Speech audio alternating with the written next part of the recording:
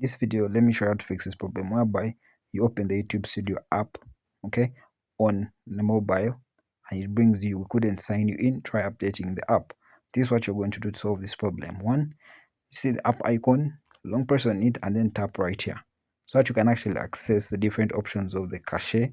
So after tapping that, this comes up. So be very keen and look in the right lower aspect of the screen where you see the clear data option. Tap right there and then tap on the clear cache option, then tap OK. That's the first thing you need to do.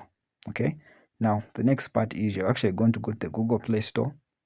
Okay, now you're actually going to search for the app and then search for the YouTube Studio app right there.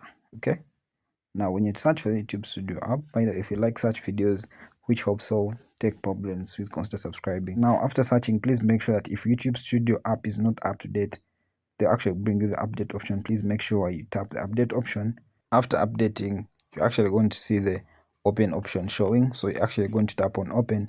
When you open, you're actually able to use the YouTube Studio app without any issues, and that's basically how you solve that problem.